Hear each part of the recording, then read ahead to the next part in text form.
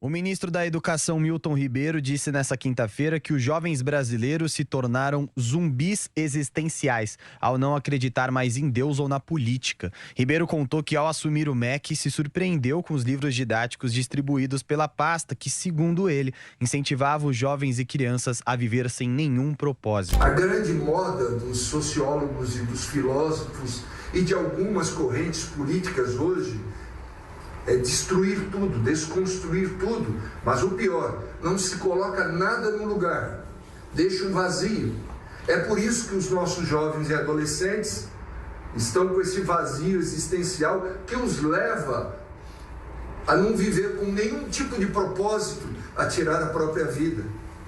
Nós temos hoje no Brasil, motivados, creio eu, meu diagnóstico, por essa quebra de absolutos e de certezas, verdadeiros zumbis existenciais. É um tronco, né? Muitas vezes a pessoa é um tronco com casca grossa, com raízes profundas, e se basta, tem seus valores, se basta. Né? Mas há pessoas também que são um caule, né? Fraco, que quase não tem raiz e que precisa da estaca da religião para quando vier o vento trazendo o pó da cocaína, a fumaça da maconha, o álcool, né? que não vire, que não se curve ante isso. Que a religião é necessária para aqueles que não são o tronco com raízes bem fincadas e de casca grossa.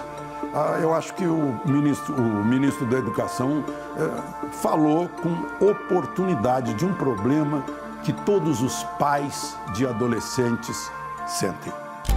Na escola pública não existe aula de religião, né?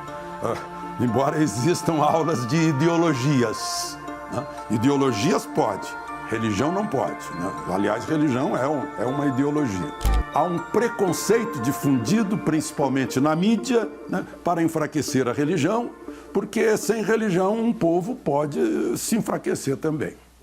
Fizeram uma pesquisa que inclui os Estados Unidos e 22 países, que eram com alunos que faziam universidade com 22 anos de idade. Então eles queriam saber qual era a variável, que nada mais é do que aquilo que varia na pesquisa, que explicaria o fato de que alguns jovens se envolviam com drogas e comportamentos sexuais transtornados e outros não. Aí começaram pelas variáveis. Seria cultura? Jovens que têm mais ou menos acesso à cultura não era determinante. Seria sexo? Por exemplo, meninas ou meninos homoafetivos ou heterossexuais seriam mais ou menos vulneráveis? Não definia.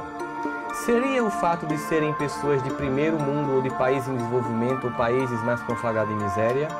Essa variável também não determinada. Seria o fato de serem cristãos ou muçulmanos ou hindus ou judeus ou budistas? Também não.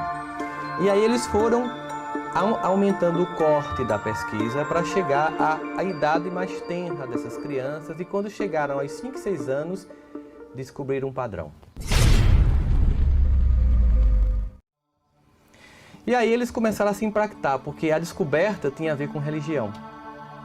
Eles descobriram o seguinte, que todos os jovens que não estavam vulneráveis ao desenvolvimento com drogas e sexualidade desviante tinham um comportamento comum, independente de que país, de que cultura, de que religião, de que condição financeira. Eram jovens que, quando eram crianças, frequentavam com seus pais a sua igreja. Não importou se eram muçulmanos, budistas, hindus, judeus ou cristãos. O que era comum, essas crianças frequentaram na infância a religião dos seus pais. E o que impressionava os cientistas era como algo que é inculcado aos 6 anos gera em você competência para enfrentar a tentação aos 22. Voltemos à questão 383. Por que passamos pela infância? Porque nós temos um período de tempo acessível para impressão de valores.